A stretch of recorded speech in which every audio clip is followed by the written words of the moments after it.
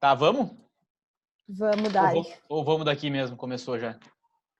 Ah, tô por ti. Quem decide é você. Tá, vamos lá então.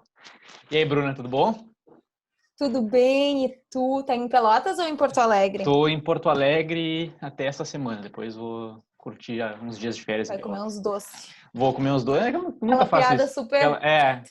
Que ninguém faz quando tá lá, mas... É, mas uma piada que eu acabei de inventar agora. A minha mente é muito criativa. bem-vinda, Bruna, ao Troca Letras. Por que Troca Letras? Muito obrigada. É porque tu tá trocando umas letras com o Porque, entrevistado, pô, talvez? grande sacada. Melhor resposta Hã? até agora. Um brinde a isso, então. Você tá tomando água ou é uma vodka? Infelizmente, só água mesmo. A minha é vodka, não, tô brincando, é água. E aí, Bruna, tá de folga? Como é que tá? Então, tô de folga, né? Um negócio que sábado eu não via desde o ano passado, inclusive. Né? É, Tá, mas tu é uma das pessoas que trabalhou mais loucamente aí em 2020, né?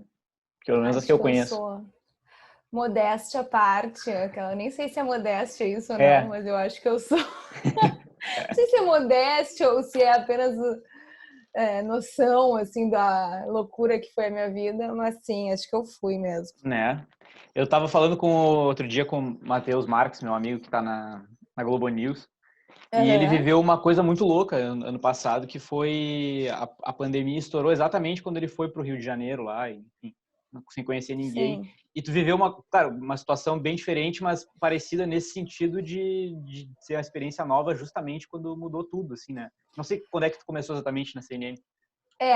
Eu comecei oficialmente dia 6 de janeiro, mas a CNN entrou no ar dia Né? 15, né, de março, e foi no mesmo dia que foi decretada, enfim, que a OMS passou a considerar que era uma pandemia. Então, assim, por mais que a gente fizesse ali os pilotos, né, antes e tal, eu só sei, eu falei isso esses dias para alguém, não me lembro quem, que eu só sei trabalhar na CNN numa pandemia. Sem pandemia eu não sei na prática, Aham. porque os pilotos não eram a mesma coisa do que valendo, entendeu? A gente acha, até porque muita coisa mudou desde os pilotos, desde forma, conteúdo, muita coisa mudou, até pela CNN ser uma emissora, né, um canal de comunicação que está começando, então eles estão não é uma sensação que eu tenho por trabalhar lá e por ser uma telespectadora também. Eles estão experimentando várias coisas.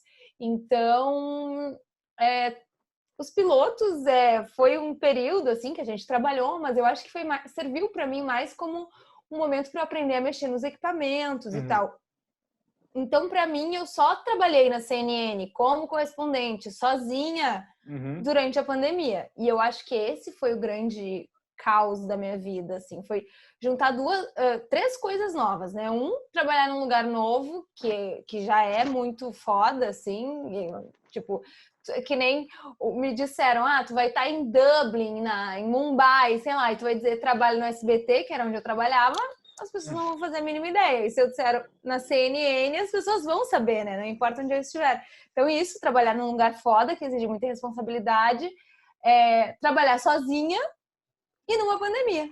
Né? E eu falo muito, quando quiser me cortar, Não, pode vai cortar. falando aí quando achar que eu tenho que te interromper. A gente vai trocar muito a lei, quer A dizer, vai ser gente. mais uma é um monólogo, sem muita troca, mas Ah, tudo mas é bem. isso. Eu não. Tava falando outro dia pro.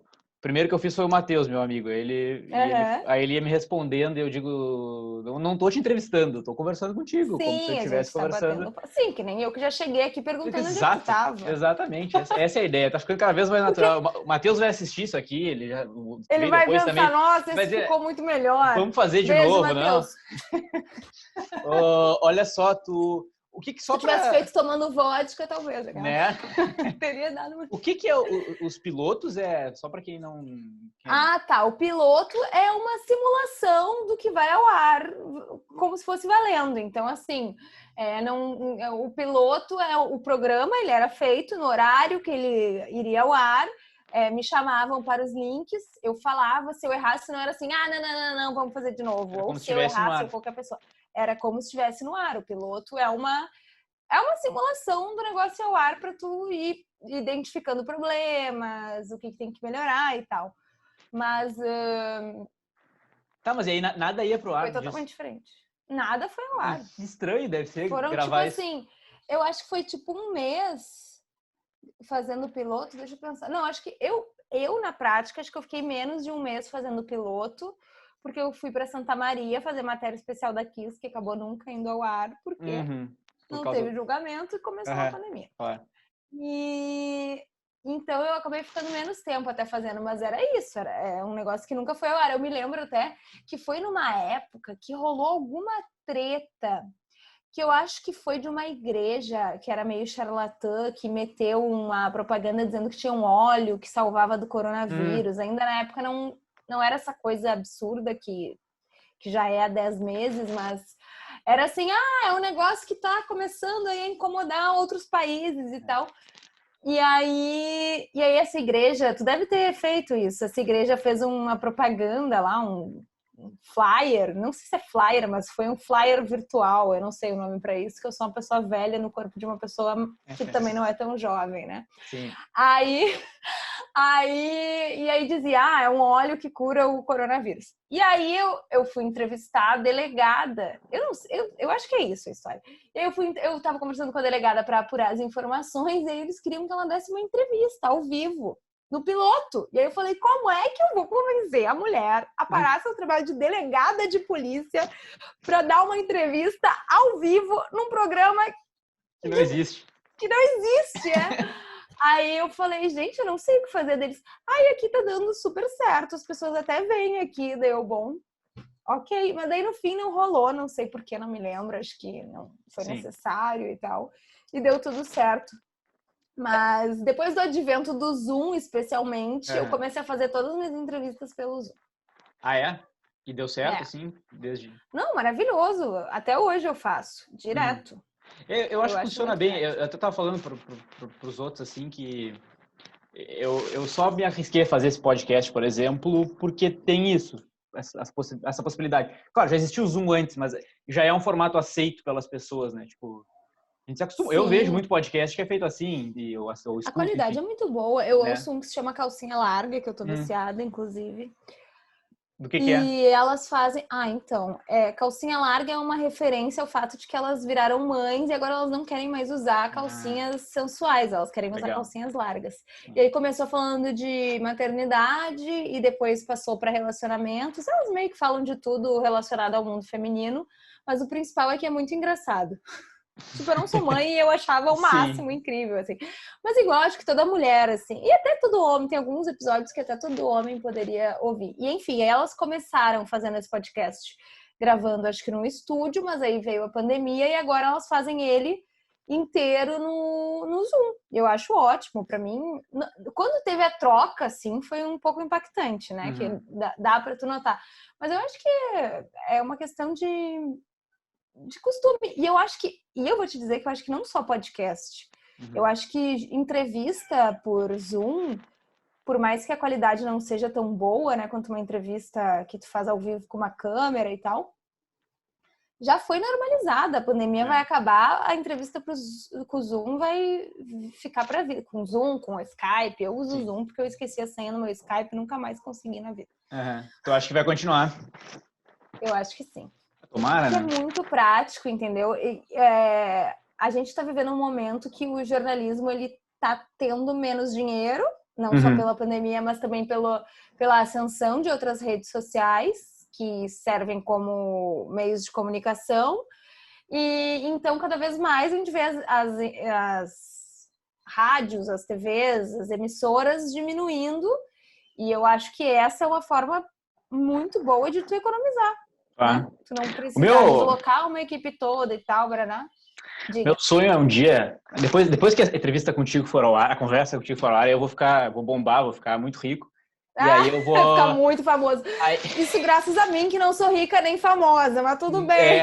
Aí eu vou abrir um estúdio, assim, ó, que eu vou receber as pessoas, aí vai ser muito legal. Mas acho chique. Vai continuar assim, né? Não, mas tudo bem, tem que começar por um dia. Claro. Tem um velho ditado que diz: é melhor feito que perfeito. Exato. Né? Isso pra mim é a frase do jornalismo da diário. Vida. Total. Quando eu saí da faculdade, eu tinha muito a ideia de que eu ia escrever as matérias, assim, e eu ia revisar 10 mil vezes antes, eu ia, enfim, não, essa palavra não fica tão bem, eu tinha muito essa ideia. Tipo, tu fez não, tu fez em Fiz em Pelotas, eu Pelotas. viajei. É. Porque aqui na PUC a gente tinha um professor que é o Leonan, ele é um professor super, assim, Sim, bem conhecido na conhecida. PUC e tal, Tu conhece Já ele? ouvi falar dele. Então. E aí na aula dele, ele não deixava ninguém repetir palavra. Ele fazia a pessoa reescrever o texto umas 57 mil vezes, até que nenhuma palavra repetisse. Acho que nem a palavra que podia repetir nos textos. Eu E, lembro tipo, que... hoje em dia isso não existe, Sim, né? o meu primeiro dia de trabalho, assim, eu tinha 3 matérias para fazer, que a gente sempre, geralmente, fazia umas 3. Uhum. E era em 6 horas. Onde que tu trabalhava? Não, foi aqui, meu primeiro emprego, continua sendo Foi. no Correio do É Povo. o mesmo? Eu só fui promovido dentro da empresa, mas tipo, Tu vai ser aqueles laureados? quem sabe, Acho né? chique. Mas já tem vários bem na minha frente. Ih, tem pessoal há muito tempo Quantos lá. anos tu tá lá? É que tu Não, é eu jovem sou também, novo, né? né? Vai fazer 5 anos. Então. Eu fiquei no SBT 6 anos. Né? E assim, na Mas tu verdade, não... é que eu, Bom, mas eu digo primeiro o que tu ia falar. eu ia fazer uma pergunta, mas que tu não vai responder, então fala. Fala aí. Eu ia perguntar assim, mas tu não cansou ainda? Aí o cara fala assim, eu tô de saco cheio dessa merda. Aí o chefe do cara vai lá e assiste e diz, Assista esse podcast. Né? Só um minuto aqui. Mas assim, eu posso te dizer que, óbvio que enche o saco às vezes, né? Como qualquer lugar, mas ainda acho legal. Resposta boa, assim, né? Resposta bem... Foi bom. É que tu sendo promovido de tempo em tempo, meio que dá uma mudada também, né? Claro, deu um novo gás, assim. Foi em 2019 que isso aconteceu. E eu já vinha meio numa vibe meio assim, tipo, e aí, né? Tava ficando muito igual, assim. Vai ter ou não vai ter? E aí cheguei a tentar algumas outras coisas ali dentro que não deram muito certo, e aí rolou isso aí, foi super legal, e tá sendo E ainda, o que né? Tu foi promovido pra quê? Sou, Podcaster. segura essa, chefe de reportagem.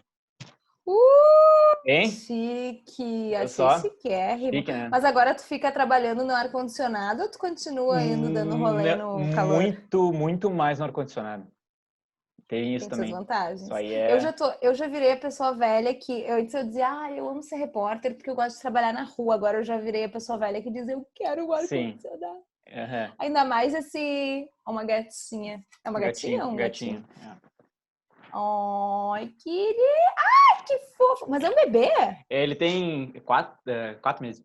Ai, que amor. Tem um outro que é mais velho. Vou deixar minha porta aberta pra ver se a Nairobi curta aí.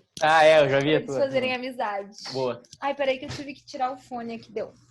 E aí foi isso, mas assim, eu lembro que agora também, tô mais no ar-condicionado ainda, né? Porque eu tô em casa desde abril, então... Só a tua luz que tá mais cara, mas tudo bem. Tem isso, mas aí tem uma compensação ali meio... Tem. E mas daí quando eu cheguei, era assim, a gente faz 3 matérias por dia e são 6 horas. E eu demorei 6 horas para fazer a primeira matéria. E aí o pessoal me chamou e disse, não, olha só, tem que ser mais rápido. E aí que eu me liguei, tipo, realmente, perfeito é melhor que perfeito. Então, né? E aí verdade. Só foi depois. Mas é engraçado, né? Quando eu te perguntei aquilo antes da pandemia, porque eu tive que me adaptar, de certa forma, né, aos novos tempos. Deixa eu te falar uma coisa. Fala. O teu microfone tá raspando na tua camiseta. Tá dando uns barulhos. Tá. Que depois tu vai ver que não vai ser bom, não. Melhorou? Pra qualidade do nosso bate-papo. Não, vai... O pessoal já fechou agora.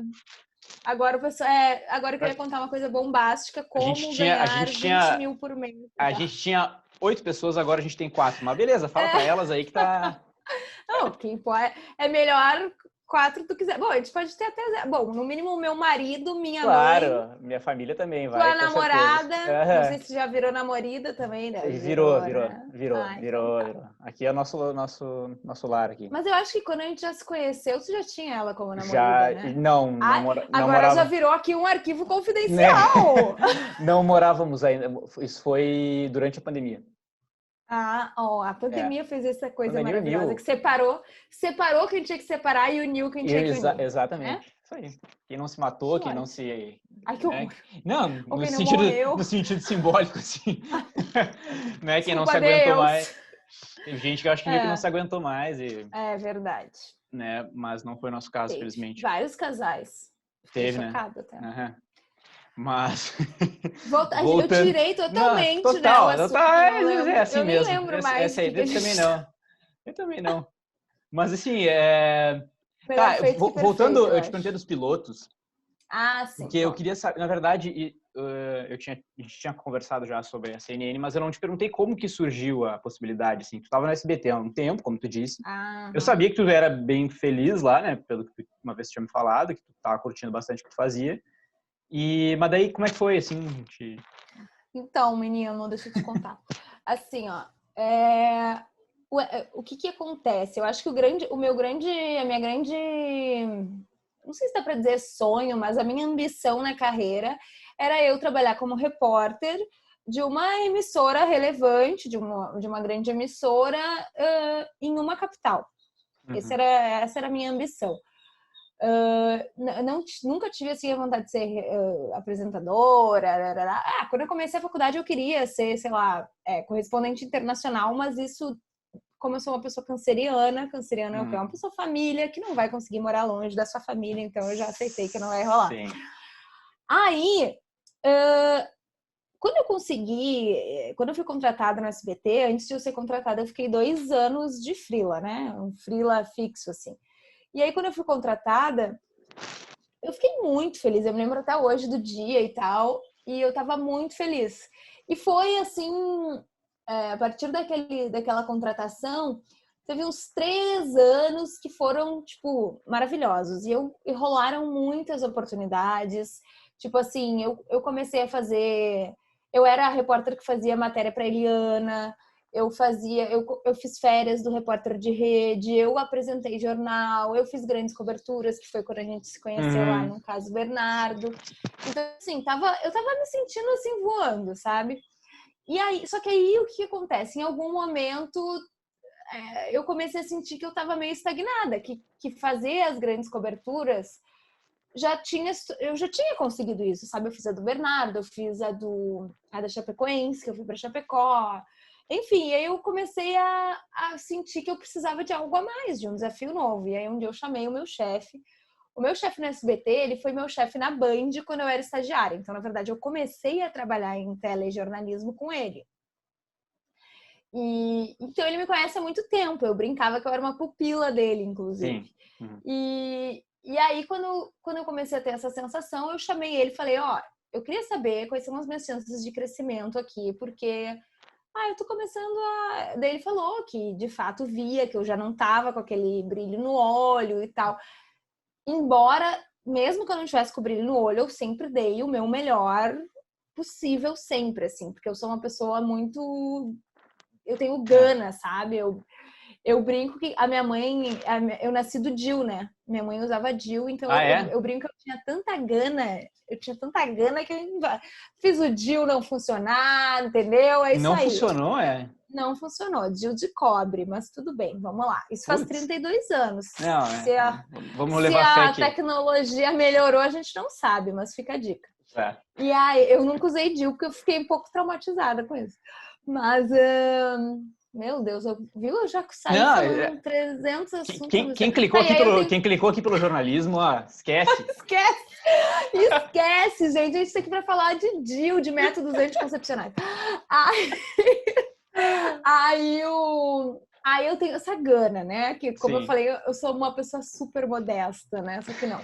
E aí, com essa gana, eu falei pro meu chefe, que eu tinha perdido um pouco essa gana, porque tava começando a ficar meio pacato. Primeiro que não é sempre que tem uma mega cobertura no Rio Grande do Sul. E tem umas matérias de, sei lá, morte, não sei o quê. Eu tava começando a ficar muito frustrada com aquilo e eu não tava mais curtindo aquilo, e aí eu falei pra ele assim, eu queria saber se tem pra onde eu crescer.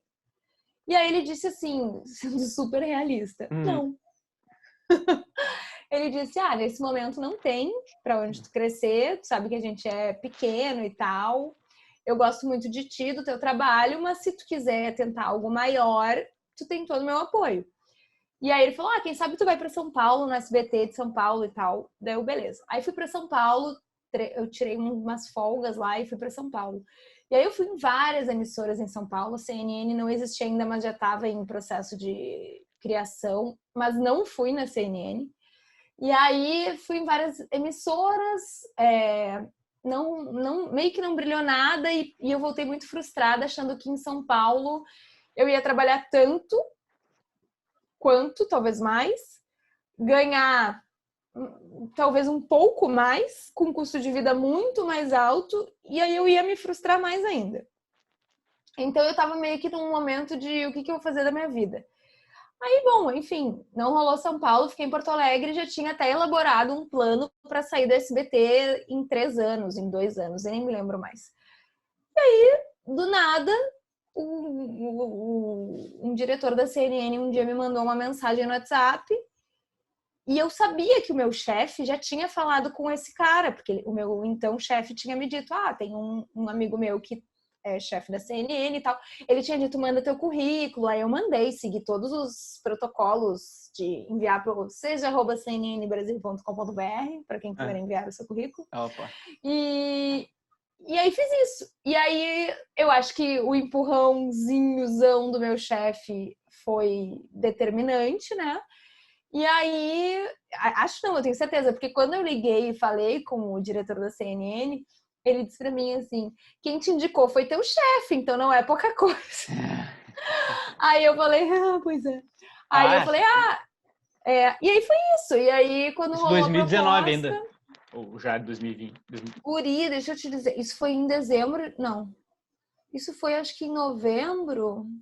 Foi um dia que eu nunca vou me esquecer, que o dia que ele me falou assim, posso te ligar, eu tava no hospital, porque eu tava com laringite, faringite, sei lá, alguma it que eu tenho sempre. E eu falei, agora não vai rolar. Eu falei, se for por telefone, sim. Ele, queria fazer por vídeo. Que a pessoa quer ser repórter de vídeo, ele vai querer me olhar, minha cara, né?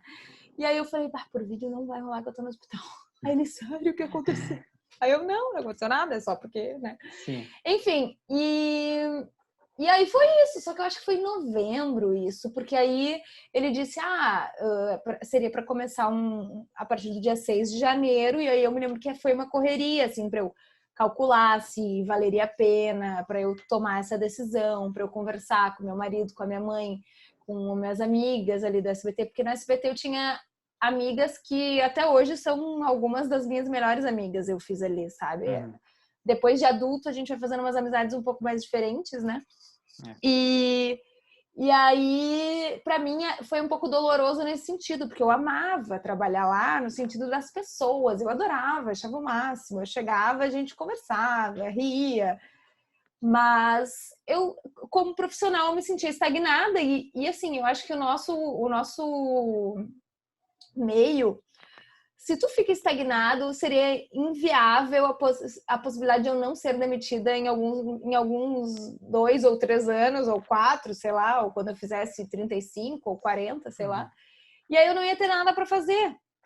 Porque isso tem acontecido com muita gente, né? Então eu pensei, vou ver o que tem aí para mim nesse mundo. E aí rolou essa proposta da CNN, que eu fiquei muito cagada, é a palavra. De medo, assim, eu tive muito medo, porque era uma coisa de trabalhar sozinha, né? É um holofote também, né? É um holofote e é trabalhar sozinha.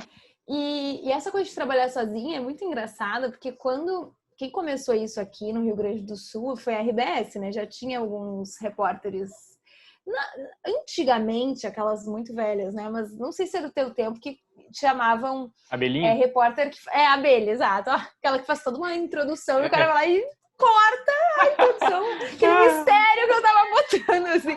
Antigamente, vinha um nome. Acho que falam ainda isso, não falam? Sei lá. Agora chamam de vídeo repórter, que é o quê? É uma abelhinha gourmet. Sim, é mais chique. E aí, quando eu vi, assim, especialmente uma guria que trabalhava na RBS, eu tinha pena dela, eu pensava, coitada, ela faz tudo sozinha. E aí eu ficava pensando, as pessoas vão ter pena de mim. Mas aí, financeiramente, ia rolar bem mais, assim, a minha vida e... valia a pena por esse lado também. Valia. E aí a questão do holofote, eu ia trabalhar em uma emissora para o Brasil inteiro, Claro. né? Na SBT eu era repórter local, embora houvesse oportunidades, não eram sempre.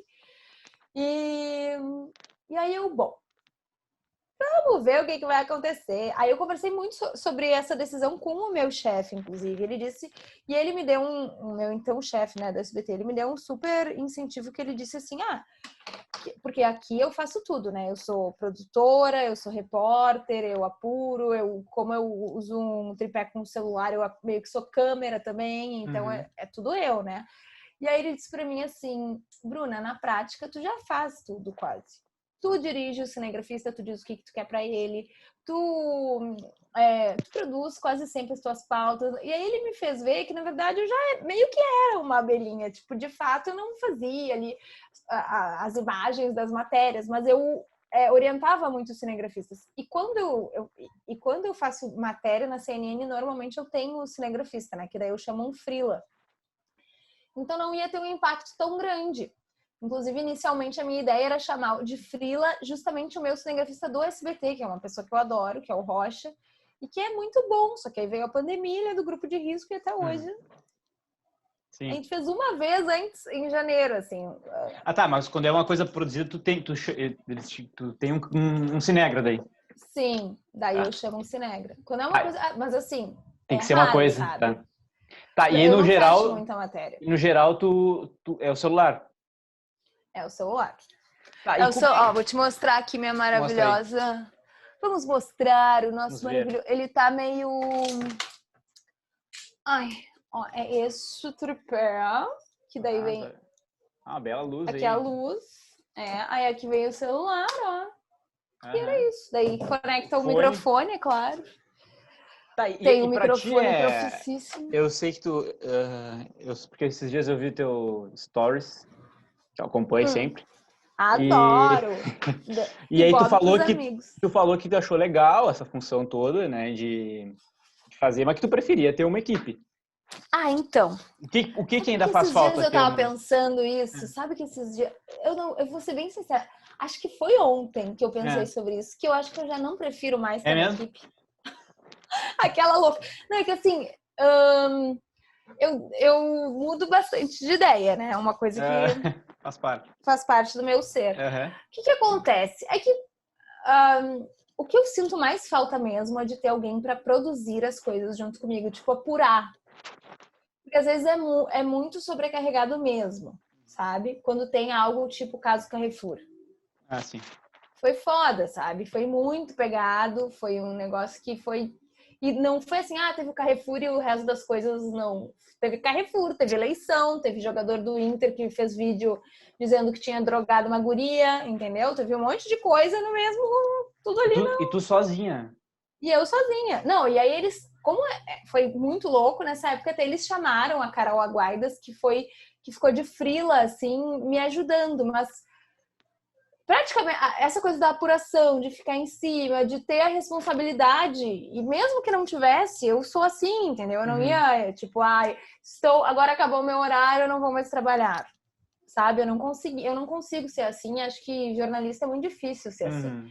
E aí, enfim, só que qual é o grande lance de trabalhar sozinha? É que tu tem uma autonomia que não tem preço.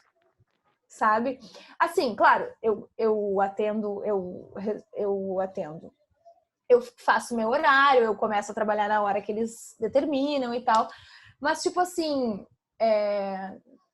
várias vezes eu consigo fazer os links ao vivo da minha casa. Sim. Entendeu? Ou da casa da minha mãe, da casa do meu irmão.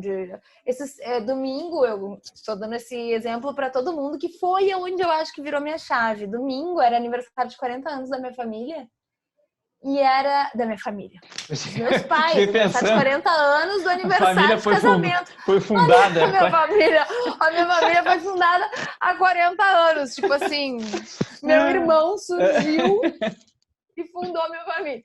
Aniversário de casamento de 40 anos, que é bodas de Esmeralda. Olha só, Bruna também é cultura de matrimônios. E aí, 40 anos é legal, né? Claro. E aí, eles iam almoçar e eu tava de plantão. O que eu fiz? Eu organizei para o almoço ser num restaurante que fosse perto de onde eu ia fazer meus links, para eu poder estar lá na hora do almoço. E aí, se precisasse, eu poderia fazer o link do restaurante. E foi isso que aconteceu. Eu fiz um link na frente do restaurante. Que eu tava almoçando ali. E aí, assim, eu almoço, fico de olho. Claro, eu não tô ali 100% entregue ao almoço como eu gostaria, mas é que jornalista é assim, né? Se eu não trabalhasse sozinha, eu não estaria ali. Claro, exato. Não Entendeu? poderia fazer dali, né? Exatamente. Então, aquele dia, eu acho que me deu uma coisa assim que eu pensei, nossa, que bom que eu trabalho assim, sabe? Claro. Então, mas assim, os dias que são muito pegados, eu queria imensamente ter uma equipe. Mas o que eu queria mesmo era ter, tipo assim, mais uma pessoa pra ser, tipo assim, meu produtor. E aí, de vez em quando, se eu tô num dia meio cagado, a pessoa faz as entradas por mim. Sei lá, alguma coisa assim. Que eu até tô elaborando de repente, tentar negociar isso com eles. Tô aqui falando, nem sei se eu deveria estar falando. Eu sou muito faladeira, é horrível isso.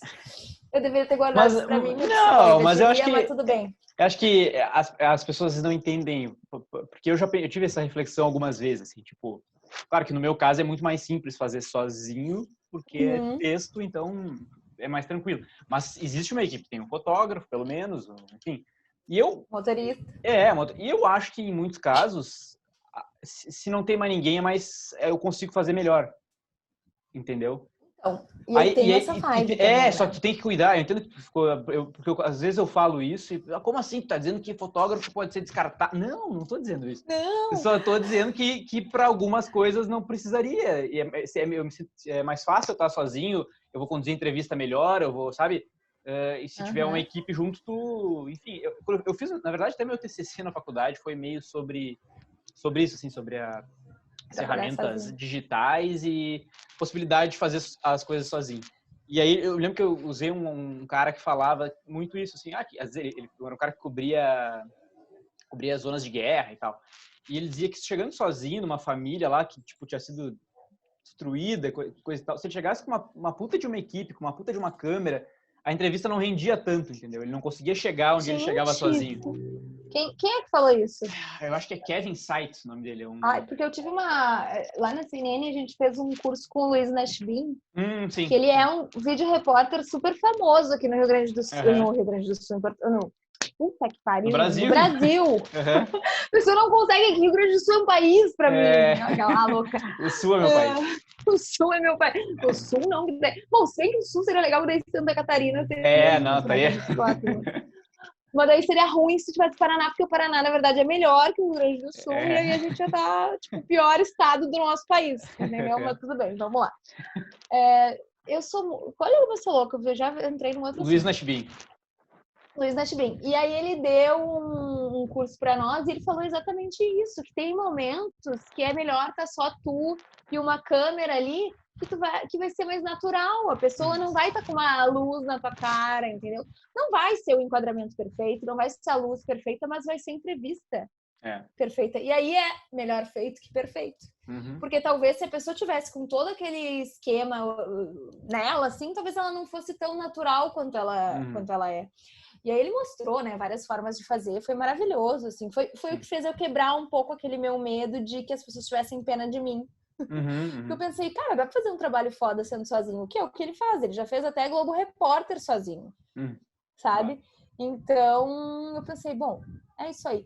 E eu sou de uma teoria, assim, que, bom, agora eu vou ser muito cancelada pelos seus milhares de seguidores do seu podcast, mas que eu acho que, assim, a tecnologia, ela é impossível de tu parar. Se fosse assim, não teria acontecido a Revolução Industrial e ainda existiriam pessoas que estariam costurando as roupas, sabe? Então, acho que assim, isso tá acontecendo. O celular é um equipamento mais barato, mais leve, mais rápido, ele facilita tudo e hoje tem uma qualidade muito boa. Como eu faço muito link ao vivo, agora me deu uma coisa no ouvido. Como eu faço muito, basicamente, mais link ao vivo, teria que ser um câmera ali só para fazer os links. Claro, ele vai ficar melhor, vai ficar com uma imagem melhor, vai ficar tudo melhor. Só que para essa coisa louca, corrida, sabe? Eu acho que um câmera para fazer uma matéria especial, um negócio assim, nossa, amo. Eu acho que se o cara tem uma sensibilidade também, acho foda e tal. Mas eu acho que as pessoas, elas têm que entender que o mundo, ele muda, né? De ciclos em ciclos ele muda. E aí, assim, cobrador de ônibus. É um negócio que se tu for lá em Londres, não tem mais cobrador de ônibus. Essa é a frase do cancelamento. Eu vou cortar só esse pedaço agora. E aí eu vou colocar assim, entre aspas. Cancelada. Eu mesmo cancelei ela. Não, mas eu entendo. O que eu acho, assim, é que tudo isso... Eu sou super a favor de se refletir sobre e fazer de uma maneira em que o mínimo de pessoas seja prejudicado e tudo mais, e que a gente faça de uma maneira consciente. Mas eu não acho que... é isso que eu acho. Tipo assim, fugir disso é impossível, entendeu? Quando tu começa do tipo, vamos negar... Falando de novo dos fotógrafos. Já teve fotógrafo, eu conheço vários que... Às vezes, a pau na câmera e beleza, pegou o celular e ele consegue fazer umas fotos com o celular. E é isso aí, entendeu? Mas tem outros que dizem também que vem alguém fotografando com o celular e se irritam. E não, porque isso vai tirar meu emprego. Então, se tu ficar com essa postura, realmente, aí vai tirar mesmo, entendeu? Exatamente. Tipo... Mas tu sabe que eu vou dar 2 exemplos aqui, não me deixa esquecer, tá? Vamos ver se eu não esqueço. Um é um fotógrafo que ele era fotógrafo da Zero Hora e fiquei amiga dele, é Marcelo Oliveira, eu acho. Deixa eu até olhar aqui no meu celular, porque depois eu vou dizer para ele ouvir esse podcast. E eu vou dizer que eu sou fã dele e tal, e eu quero que ele saiba, e eu quero dar o nome certo. Só que agora eu não consigo lembrar o sobrenome, porque eu sou péssima pra nome. Ai, que droga, não tô conseguindo achar. Ai, eu não sei. Ele fotógrafo Zero Hora. Aqui é Oliveira. Ele é Marcelo, o nome dele tá salvo no meu celular como Marcelo Oliveira, fotógrafo legal. Porque ele é muito legal. Então, o que acontece? Ele era fotógrafo da Zero Hora, dele saiu e aí ele começou a empreender de fazer freela para jornais e tal. Porque isso é um jeito do fotógrafo se diferenciar. Claro. Porque assim, muita gente consegue fazer matérias à distância, mas não consegue tirar foto do momento à distância, né? Então... Eu achei foda, porque daí ele tira as fotos do Museu do Grêmio, das pessoas com a taça. Então eu achei o máximo aquilo que ele me contou. Que eu pensei, cara, ele se reinventou. Ai, que fofo. Essa é outra. Tá, com licença? Obrigado. Aí a Nairobi nem... Não deu as caras. Tá tudo bem, ela não gosta de câmera, por isso. Diferente de sua mamãe. E aí... eu achei legal, porque ele achou uma forma de se reinventar, que ele até falou, eu ganho mais, barará, eu tenho autonomia dos meus horários, biriri. Claro, ele não tem a carteira assinada e tal, mas, enfim, foi uma forma que ele achou de se reinventar. E um outro caos, que daí esse aqui é um caos negativo, né? Eu estava lá numa coletiva do caso João Alberto, ali do Carrefour, e aí o que aconteceu? Como eu tenho celular e celular não dá para dar um zoom, né? Não tem lente para ir para frente, fazer um zoom bom. Eu normalmente me posiciono mais perto possível da coletiva para pegar uma imagem melhor. E eu me posicionei bem do lado do tripé da própria polícia, que também estava usando um celular. E aí, nisso, começaram a chegar os cinegrafistas. Eu fui a primeira a chegar, justamente por isso também. Claro. E aí, quando eu fui a primeira a chegar, começaram a chegar os cinegrafistas e eles foram se organizando do nosso lado, do meu e do da polícia. Beleza, e por último chegou um cinegrafista que eu não vou citar nomes, mas no meio da imprensa, essa empresa é conhecida como Perícia. Talvez você saiba qual é. IGP, sei lá o nome. Mas sim, assim, sim. É essa zoeira aí. E aí esse cinegrafista dessa empresa pegou e falou assim, pessoal, vamos ir mais pra trás aí, nananã. E daí ele falou, senão vai ficar ruim pra nós. Porque ele chegou por último e tinha um espaço lá no cantão pra ele, né? E aí eu falei, mas acontece que se for mais pra trás vai ficar ruim pra mim. Aí ele disse, mas aí tu só pensa em ti, não sei o quê. Aí eu falei assim, bom, mas e tu só tá pensando em ti, né? No caso. Aí ele, não sei o quê, a gente aqui é tudo cinegrafista. Eu falei, bom, eu cheguei mais cedo, cheguei antes para poder ficar no lugar onde fosse possível usar meu equipamento de forma adequada.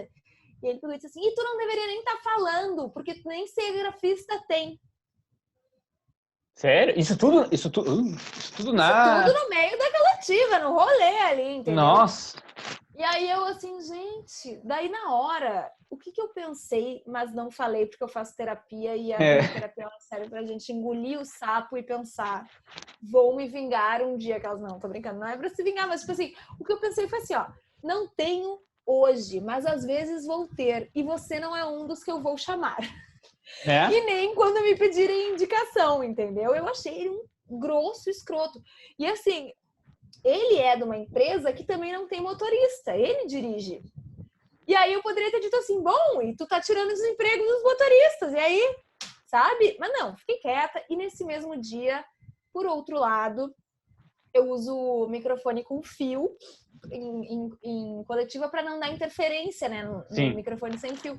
E aí, nesse dia, eu tava no microfone com fio, mas o meu fio não era muito grande e ficava puxando, assim, o meu equipamento, que é leve, né?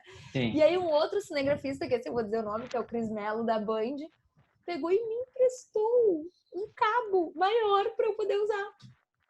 E aí eu pensei, bom, esse é o tipo de pessoa que ele se diferencia, sabe? Claro.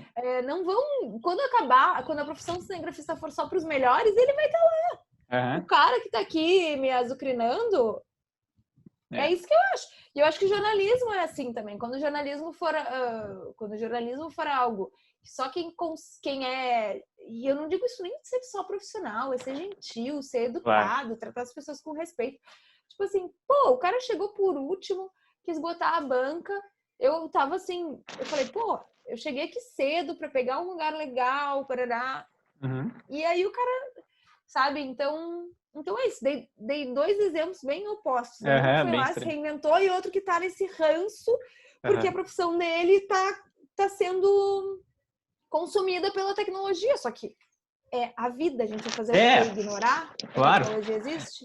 Como eu falei, eu acho que a gente tem que tentar, de uma maneira, né, sei lá, consciente, assim, né, óbvio, né, não é deixar a tecnologia tirar os seres humanos não é isso, mas tem que entender também que até quem não trabalha, até a gente que é repórter, que não é cinegrafista, a gente também precisa se reinventar, também afeta a gente, assim. Então, não tem como fugir, exatamente, né? Mas esse podcast já é tu se reinventando. Já sou eu me reinventando. Isso aí vai aqui, ó. 2 meses tô milionário. Isso aí... Vai, a Gerdau vai estar querendo anunciar no teu podcast. Agora... Vai ter interesse que a Gerdau anuncie? Essa pergunta ou tu é difícil. Contra as grandes empresas? Não sou contra ninguém, principalmente quem tiver a meu favor. Eu amo! Mas, né, sei lá. Eu acho que... Sei lá. Eu pensei muito antes de fazer esse podcast. Eu tava a fim de fazer há bastante tempo. E não sabia bem como. Eu gosto muito tipo, eu ouço há bastante tempo do podcast do Joe Rogan. Não sei se você já ouviu. É um americano, assim, ele se tornou... Cara, ele faz há muitos anos já. É isso que nós estamos fazendo, só que ele tem um lugar muito legal e tal, e ele é muito bom, e ele, tipo, chama a gente tudo que é tipo. Me manda depois. Te manda, é bem legal. É assim, tem... fala aí agora já para os nossos ouvintes, aquela que já acha que os ouvintes... Não, ele tem as suas polêmicas e tudo mais. Às vezes, mas como é que é o nome do podcast? É The Joe Rogan Experience. Ah, tá. Só que aí que acontece... John? Não, Joe. Ele é o comentarista do UFC. E ele é comediante. Então ele já é um cara um cara muito famoso já. E aí ele tem esse podcast que, cara, se tornou o principal programa, assim, de conversas do mundo, praticamente. E desde que eu comecei a ver, eu penso, queria fazer uma coisa que fosse parecido, assim, sabe? Só pra trocar ideia, só que, assim, eu sempre barrei na coisa da estrutura, tipo, como fazer, né? E aí veio a pandemia, tipo, né? E quando eu vi, tava rolando reunião por Zoom, esse aí mesmo. E detalhe, agora ele foi comprado pelos... Ele fechou um contrato com o Spotify. Ele era só do YouTube. Contrato estimado em $100 milhões. E tu só pode botar o podcast no Spotify se o Spotify compra, isso? Não. Aí que tá. Pode botar, só que ele falava que ele não colocava porque ele achava que a monetização era muito baixa. Aí se deu, né?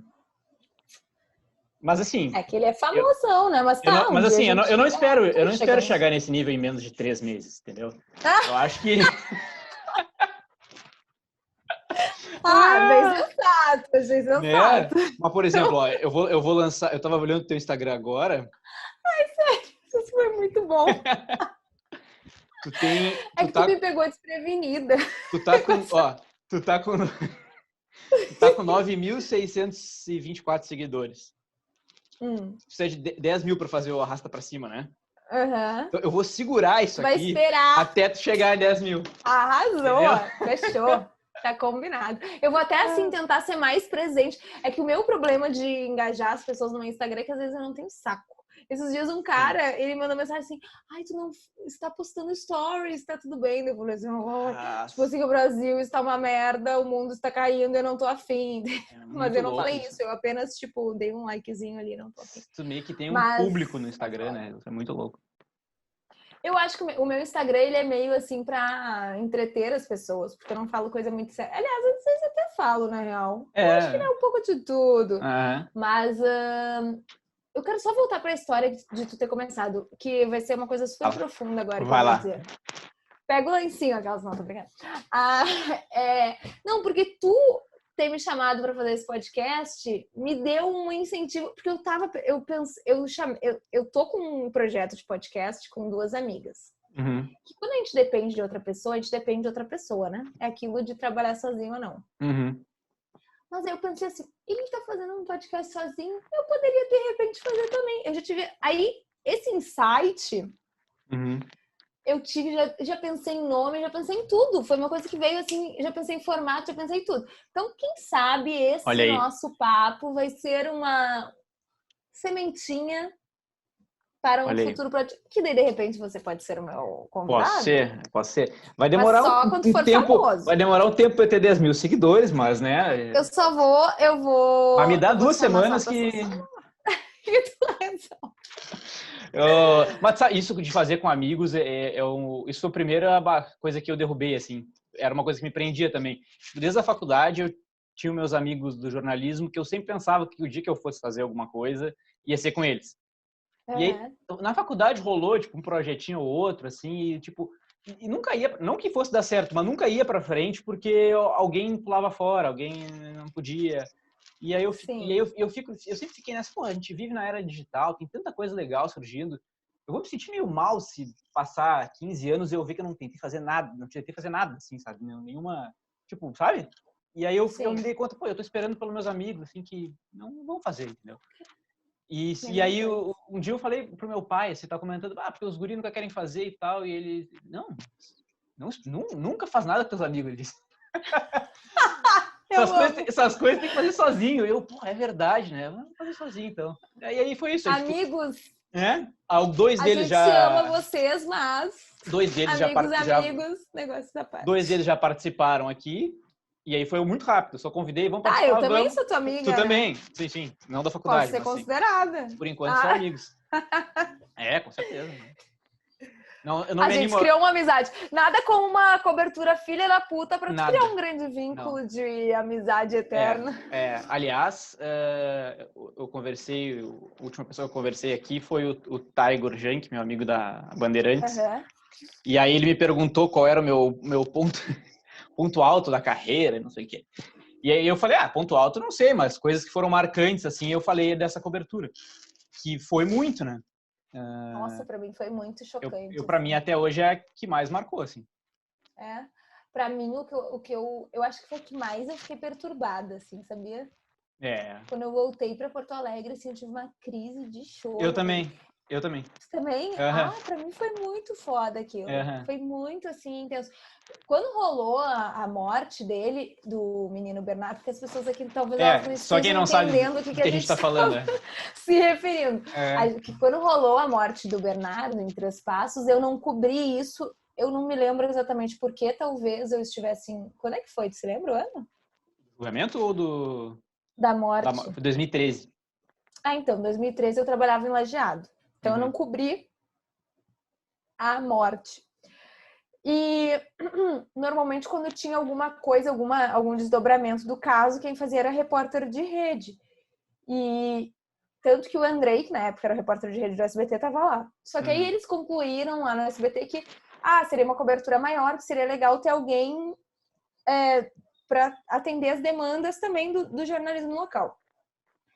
Então, foi meio que a primeira vez que eu cobri aquilo. E embora eu tivesse lido e tal, ver aquelas pessoas, sabe? Acompanhar os depoimentos. Tipo, nossa, era tudo muito pesado. E aí, só que eu tenho uma teoria de que jornalista, ele cria uma coisa, é tipo um filtro, não é bem um filtro, ele se auto-anestesia diante de algumas situações muito fodas para conseguir falar, né? Porque senão tu vai ter um treco. Ó, teu microfone tá roçando. Bateu de novo? Ele tá batendo. E aí eu acho que é isso. Acho que enquanto eu tava lá, tava assim, nessa auto-anestesia, que é uma forma também da gente se proteger, de conseguir trabalhar e tal. E aí, quando cheguei aqui, que caiu minha ficha, que eu tava na minha casa, no meu lugar seguro, e possivelmente foi isso que aconteceu contigo também. Foi horrível, tipo, eu fiquei assim, meu Deus, aquilo foi muito pesado pra mim. Foi muito foda, assim. É muito louco, porque, só pra eu encerrar meu raciocínio, porque senão eu não vou te deixar falar nunca mais, as pessoas dizem assim, esse tipo de notícia só gera impacto na mídia se é de pessoas ricas e tal. Pra mim, o fato do cara ser um médico, ter tido todo acesso a conhecimento, a educação, a cultura, e isso tudo se consegue sendo rico, para mim isso é de fato mais chocante. Isso eu acho que eu ficava chocada. Quando eu vi a casa deles, eu pensei, meu Deus, eles eram ricos. Quando tu conhece, assim, quando tu conhece a história, tu pensa, nossa, o cara era um rei em Três Passos, né? O pai dele. Nossa, e aí aquilo, para mim, parecia, sabe, um filme, uma coisa que na minha cabeça não fazia sentido a pessoa ter tudo aquilo e se propor a fazer isso. E não tô nem dizendo se ele matou ou não, porque não é esse o ponto. Eu digo de ser um pai de merda mesmo, porque isso a gente tem certeza que ele foi, né? Claro. Não, isso inclusive, só para quem não sabe ainda do que a gente tá falando, o Bernardo foi um menino tinha 11 anos e foi assassinado em 2013 em Três Passos, aqui no Rio Grande do Sul. E os acusados eram a madrasta e o pai dele e mais uma amiga dela. E o irmão dessa amiga. E os 4 foram condenados nesse julgamento que a gente cobriu em 2019. E antes desse julgamento, esse foi um dos casos mais comentados aqui e tal. E o julgamento foi um dos júris populares mais longos da história aqui do Rio Grande do Sul. Mas, assim, isso só para complementar isso que você falou, isso dele ser médico, inclusive, contou na pena, porque seria uma profissão que teria que valorizar a vida e tudo mais. Isso foi, inclusive, um agravante, assim. Mas, para mim, foi pesadíssimo. Foi exatamente assim, lá durante... Eu acho que a gente se anestesia no durante, assim. A gente não tem... Até porque tu não tem tempo para chorar, se tu fizer isso, tu não consegue terminar. E a gente praticamente não dormia, né? Porque era uma coisa... Começava de manhã e até... Mesmo que a gente não tivesse lá em loco, a gente tinha que ficar acompanhando todo, né, o julgamento. Eu, por um bom tempo, eu sonhei com aquilo lá, com o julgamento em si, com o trabalho, assim, e me peguei pensando muitas vezes, assim, teve um bom tempo que eu me dava conta que, tipo, todos os dias, pelo menos uma vez, eu me lembrava daquilo, assim. Porque além de tudo, além de toda a tristeza, foi muito maçante, assim, foi muito cansativo. Então, sei lá, se fosse... É que nem, sei lá, se fosse uma cobertura alegre, já seria muito cansativo naquela carga de trabalho, assim. O fato de ser uma coisa muito triste ainda contou para pesar mais ainda, né? Mas teve, assim, o lado legal, assim, tipo... porque a gente precisa também separar, né? Enquanto experiência de trabalho, foi muito legal. Com certeza. Né? Uma coisa que exigiu muito da gente, assim, né? Eu nunca tinha experimentado uma coisa tão intensa, assim, de ter que estar todo momento ligado no que está acontecendo e aprender, tipo, um juridiquês em 5 minutos, assim, porque, né? E sem falar que teve uma parceria legal da imprensa, assim, a gente se conheceu lá, o Gutierre, que é da Guaíba, que foi comigo, um cara que eu conhecia da Oi, assim, virou meu amigo também. Então, teve tudo isso. Ele é o próximo entrevistado? Pois é, uma boa sugestão, né? Fica zica. Sim, foi muito legal nesse ponto. E eu acho que, como normalmente a gente faz umas coberturas assim, a gente se encontra ali na coletiva da polícia. É tipo assim, 30 minutos, tchau, né? Aquilo lá a gente passava o dia inteiro lá E quando ia jantar, como era numa cidade pequena, normalmente até encontrava a galera na janta. E a gente, querendo ou não, ficou uma semana lá, né? Eu acho que foi o júri mais longo. Eu acho que foi também. Eu lembro que na época eu tentei... vários lugares estavam noticiando como o mais longo da história do Rio Grande do Sul. E aí eu lembro que eu tentei confirmar isso com o Tribunal de Justiça, eles não souberam me dizer. Mas, se não me engano, eles também estavam dando como sendo, assim... Então, eles também consideraram que foi então, mais longo. Então foi... Né? Tinha 4 réus, né? Não era... De que se tinha notícia, pelo menos, com certeza era. Porque foi muito tempo. Né? Enfim. Pelo menos da história recente era, né? Não, foi muito louco, assim.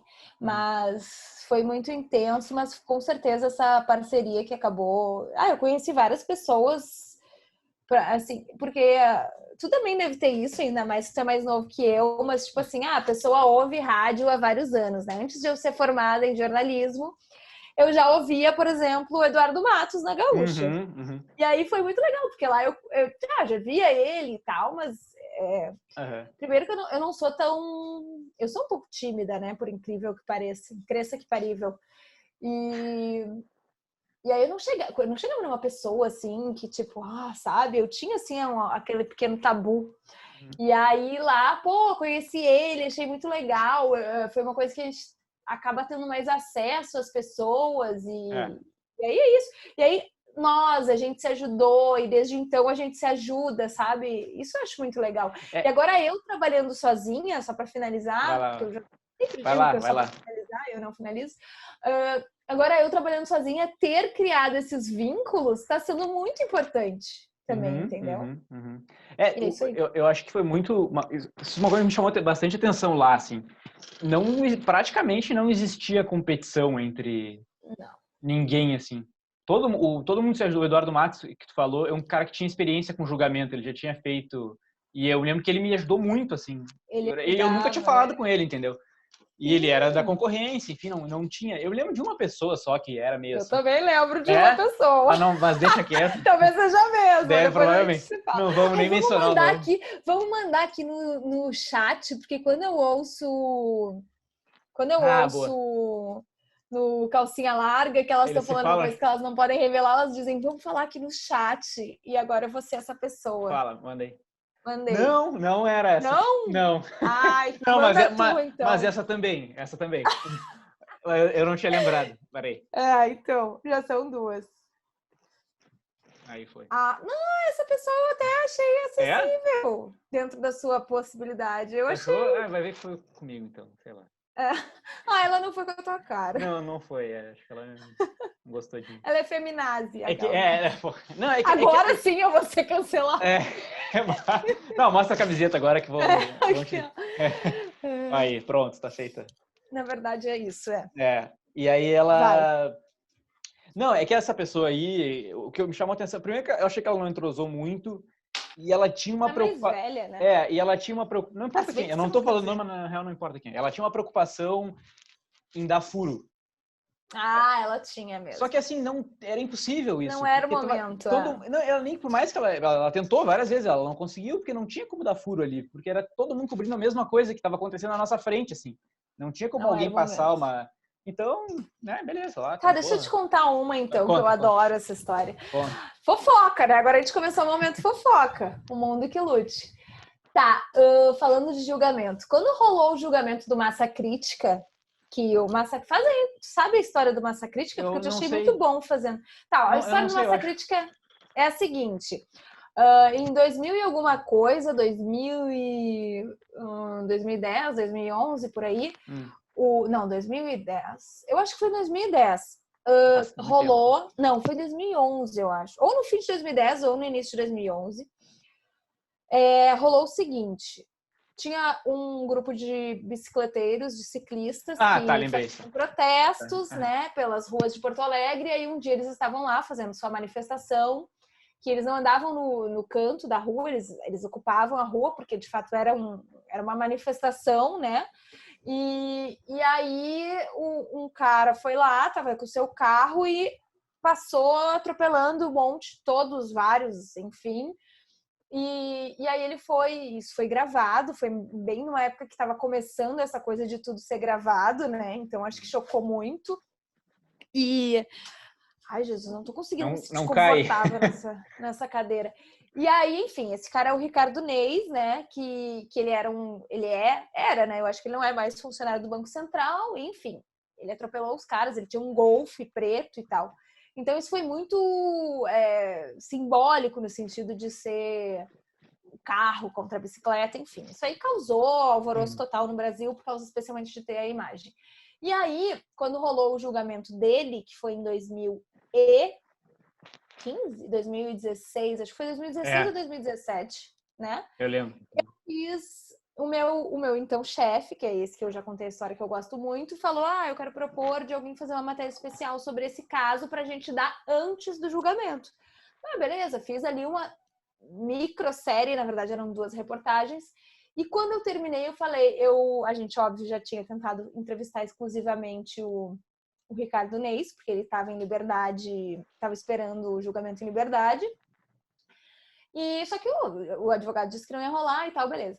E aí, nisso, quando eu terminei, assim, de montar o texto, tudo, eu falei, gente, eu preciso entrevistar esse cara, não vai ter sentido fazer uma matéria especial sobre toda a história, eu vou entrevistar a vítima, eu vou entrevistar a...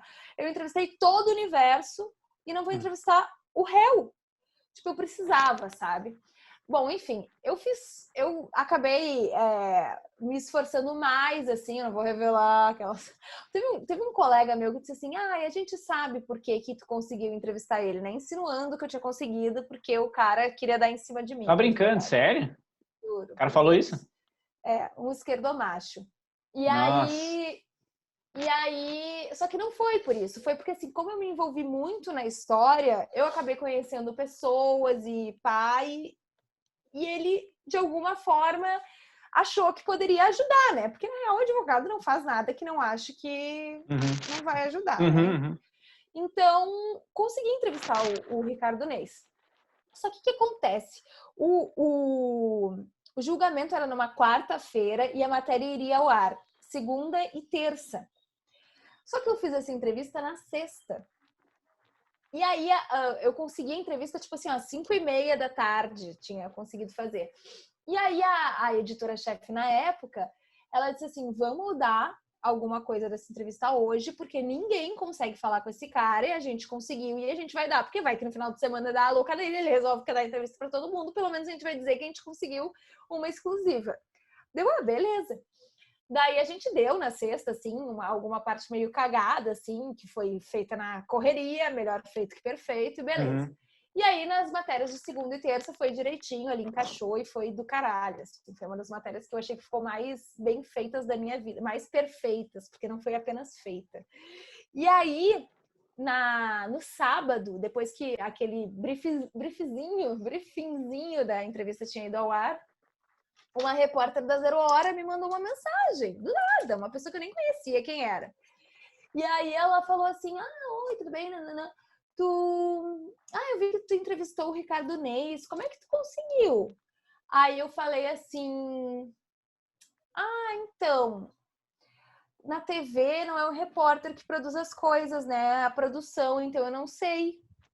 Só que tinha sido eu. Mentiu. Mas eu não ia dar pra ela o caminho do negócio exclusivo que eu consegui. Foi uma coisa exclusiva. Que eu, tipo assim, eu tava fazendo há meses, entendeu? Eu demorei meses pra conseguir aquilo. E aí tá. Daí ela disse, tá, então tá.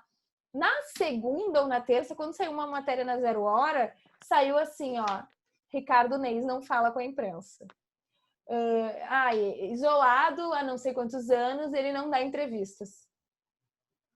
Tipo, ignorou. E aí eu me lembro que ignorou o que tu tinha feito, no caso.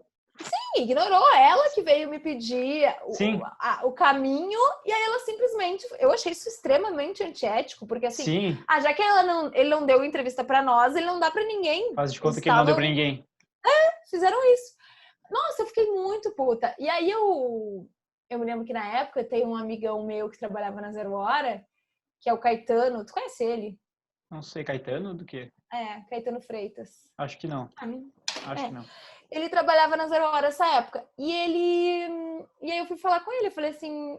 Quando ela veio me pedir, inclusive, o caminho para conseguir a entrevista, eu fui falar com ele antes de dar esse migué aí, né? E eu falei assim, o que tu acha? Eu achei meio estranho ela vir com esse papo e tal. E daí ele disse assim, Bruna, isso é uma exclusiva e o mérito é teu. Se tu for, sempre que tu conseguir uma exclusiva, não é uma pauta que qualquer um tem, Claro. que qualquer pessoa tá fazendo. Pô, tu tá me falando, tu tá me comentando disso há meses e tal. Se tu conseguir, o mérito é teu. Tu não tem que dar pra ela o caminho de nada. Ainda mais que ela é de outra empresa. E aí eu falei, então tá. Daí eu dei esse migué nela. E aí... a guria pegou e colocou aquilo numa matéria da Zero Hora. Não fala. E aí eu me lembro que várias pessoas, vários sites de, sei lá, fofocas jornalísticas falaram, Zero Hora. Se ligaram que aqueles... sim, porque ficou muito chato, sabe? Foi muito palha, assim.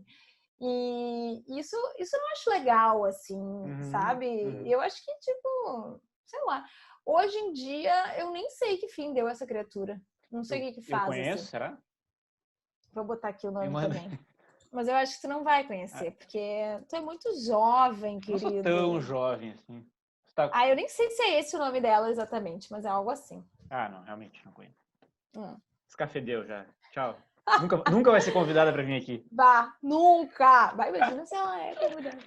Mas eu tenho várias histórias de golpes. Mas tudo bem, né? A gente tá aí pra tomar faz golpe, parte. E acontece muito quando alguém... Não tô nem dizendo que é o caso só da RBS, isso acontece em tudo que é lugar, assim.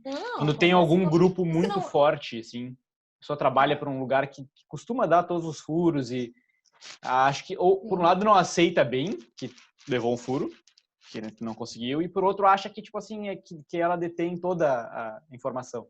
Então, tipo, essa guria deu furo, mas ninguém viu, sabe? Vai por essa. Então, mas, né, você falou. É bem isso. Bruna, olha só, antes de eu... Nem sei quanto tempo a gente tá conversando. Aliás, o Zoom não tem mais a função de... Eu tava pensando isso há quanto tempo? As pessoas vão ficar aqui, meu Deus, eu não aguento mais ouvir, que agora, porém é tão interessante que eu não consigo parar. Agora eu faço assim, o que é o meu... Vou te contar o meu plano.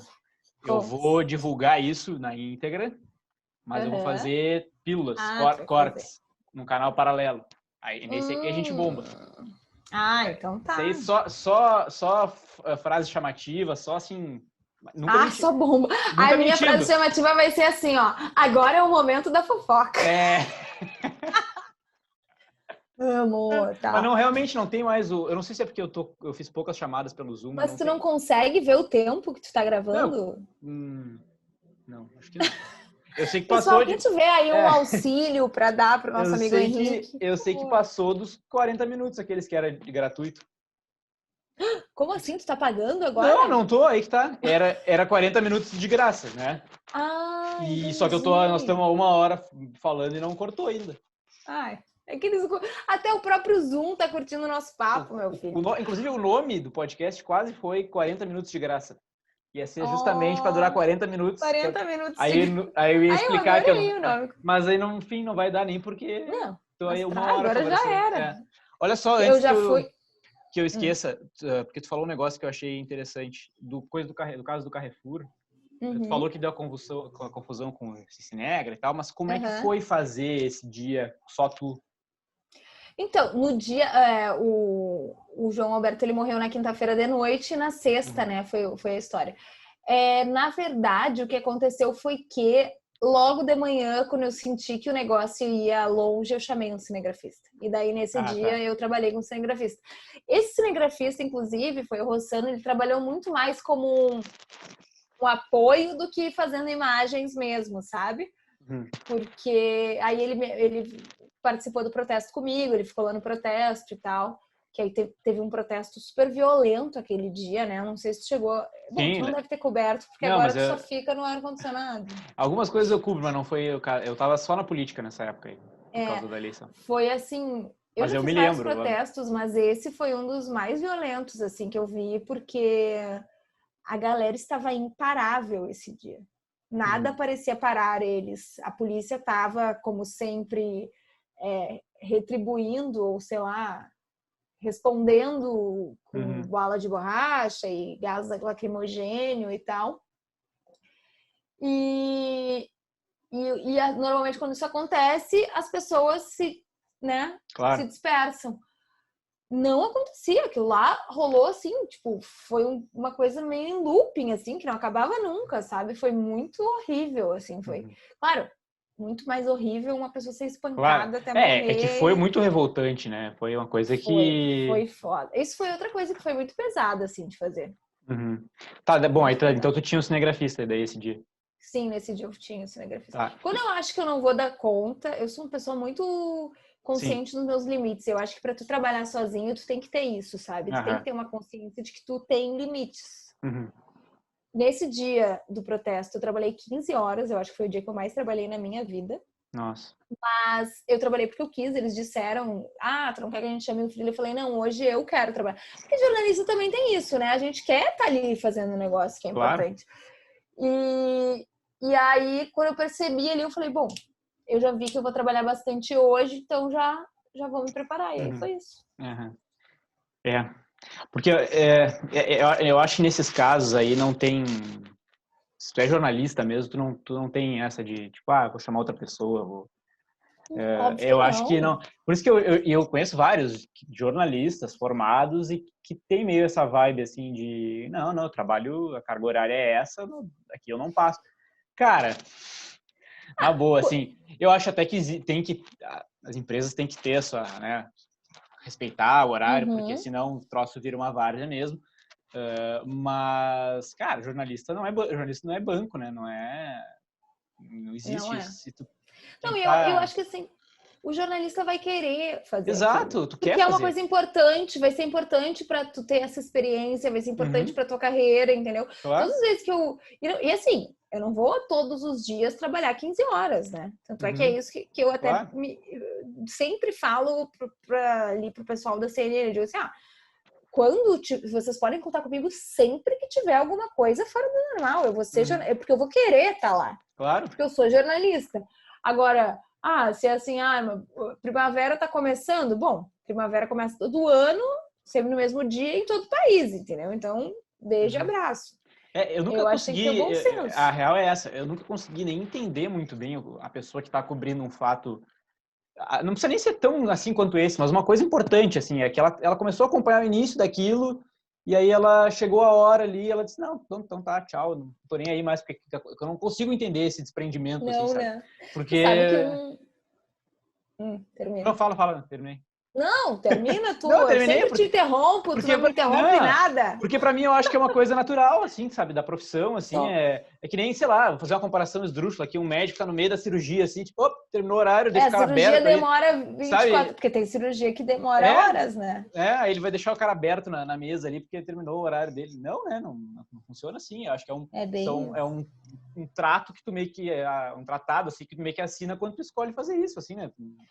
Ou o cara, tipo assim, é o médico, sei lá, o gastro, daí ele faz a cirurgia e depois nunca mais vê o cara e deixa, tipo, a segunda cirurgia necessária para outro médico, né? Mas o que eu ia te falar de uma cobertura que eu fiz inteira e eu achei muito foda foi do acidente da Chapecoense, porque quando rolou o acidente da Chapecoense, no dia eu fui para Tramandaí entrevistar a família do Alan Ruschel. Ainda tipo, tava assim, o Alan Ruschel sobreviveu, mas não se sabe muito bem como é que ele tá e tal. E aí eu fui pra lá, fiz a minha primeira matéria foi sobre isso, foi sobre os sobreviventes. E aí depois, Bruna, tu vai pra Chapecó fazer o velório e tal. Foi foda também, foi mega pesado e tal. Uma coisa muito triste desse momento foram as coroas de flores no gramado, assim, do negócio. Foi foda aquilo. Inclusive, foi um dia que eu conheci o Burnier, que hoje ele é apresentador da Globo, na época ele era repórter. E eu, tipo assim, eu tava muito feliz, porque eu acho ele o máximo. E eu não consegui nem, tipo assim, dar uma tietada de tão merda que eu tava. E aí... daí rolou o velório, voltei pro Rio Grande do Sul, ok. E aí, nisso, quando o Alan Ruschel melhorou e recebeu alta, eu nem lembro onde é que ele estava internado, e voltou para a cidade dele, que daí ele voltou para Nova Hartz, né, que é uma cidade aqui na região metropolitana, ele voltou foi no final de semana e casualmente era o meu final de semana de trabalho.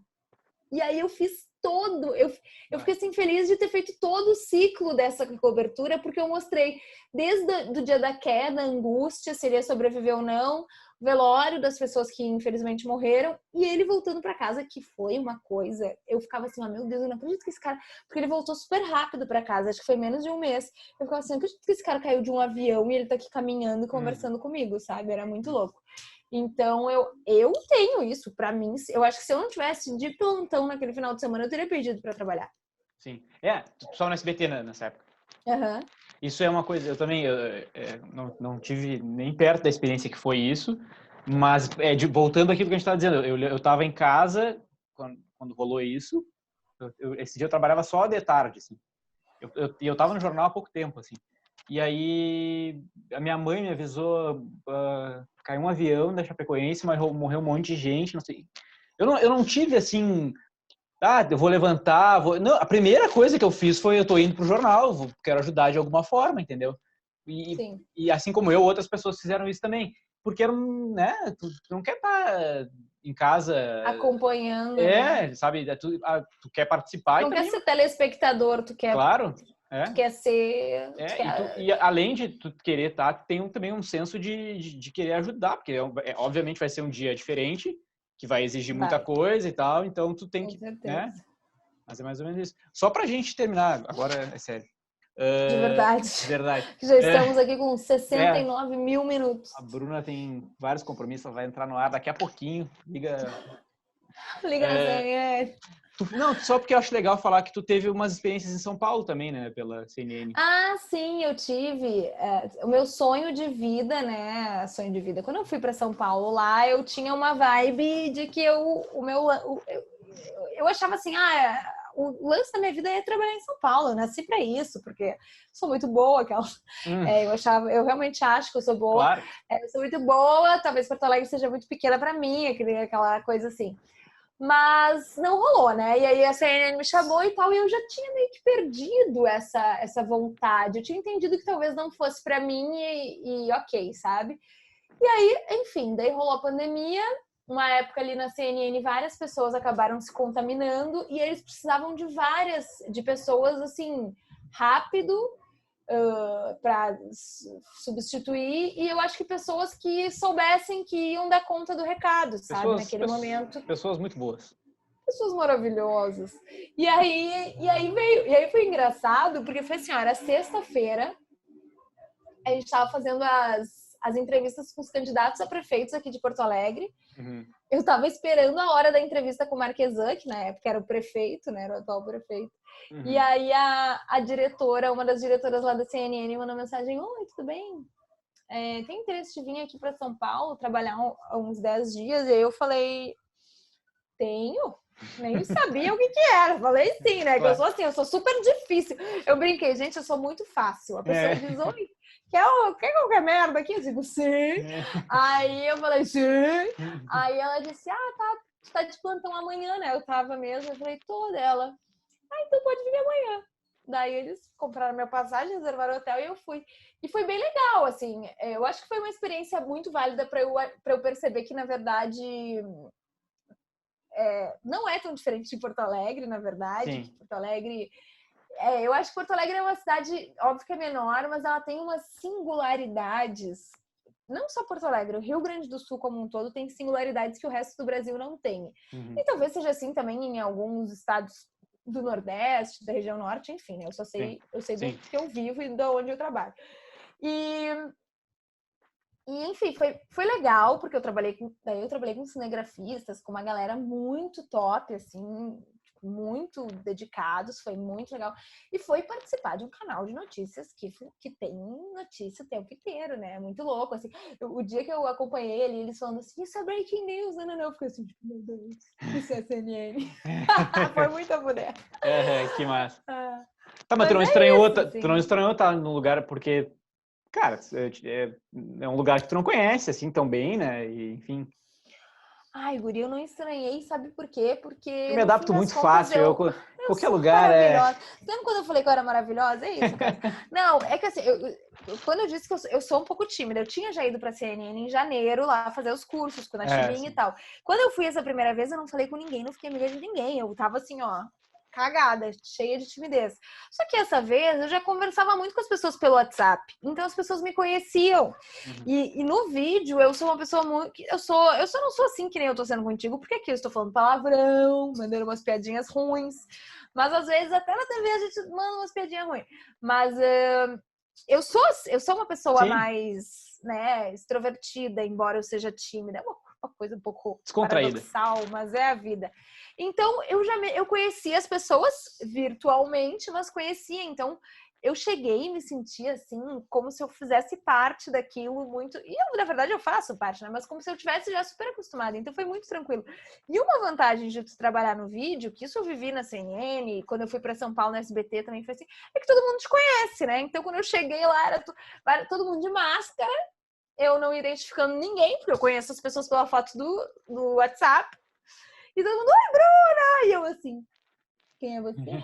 aí já dava uma quebradinha no gelo. Mas foi muito legal, assim. É um ritmo bem diferente. Eu trabalhei aqui no Rio Grande do Sul, no SBT, na Band e na RBS, mas na RBS, quando eu trabalhei, foi no interior, e eu tive uns dias em Porto Alegre. Só que é muito diferente tu ter uma emissora onde o dia inteiro é jornal. É um negócio que não tem como parar, entendeu? Deve ser que nem tipo, fazer uma rádio, entendeu? Que é o dia inteiro. Só que a diferença de TV é que tudo tem imagem. A rádio, tu pode estar cagado na tua casa com, sei lá, borrado, suado, de cueca, que tu vai poder falar ali, entendeu? Se for preciso. Pra TV, não, tu precisa estar sempre pronto. Então é um outro nível de concentração, de foco. Foi muito legal, assim, fora que eu conheci os apresentadores, pois que eu acho, já ia eu te sou perguntar. super fã, assim, de vários. Eu acho te deu bem com eles, assim? Incrível. É que daí, bom, já criei ali aquela intimidade, né, que eu criei, mas eu adorei eu acho que eu adorei todos, é que eu não conheci todos, porque alguns estavam coronados, inclusive, mas a Dani Lima, maravilhosa, a Carol Nogueira, eu adorei, o Rafael Machado.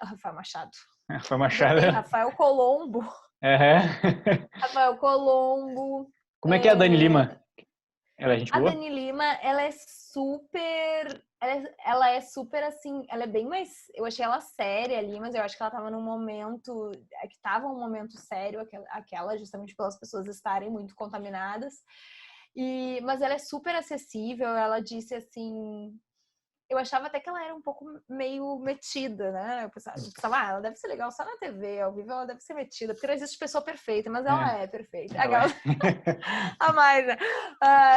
Mas não, ela foi super maravilhosa. Eu não consegui conversar direito contigo, porque tá tudo uma correria, mas vamos sentar aqui e conversar. A gente vai ter uns papos, assim, nada muito profundo, mas a gente conversou sobre política aqui no Rio Grande do Sul. E ela falou, anota meu telefone, qualquer coisa me liga, blá, blá. Daí num dia que ela tava foi na época das eleições, eu acho, que ela tava fazendo a cobertura, daí eu mandei lá, eu mandava mensagem. Ligou mesmo? Não liguei. É a pessoa que a pessoa te diz, de qualquer dia me liga e tu vai lá e liga mesmo. Eu ligo, exato.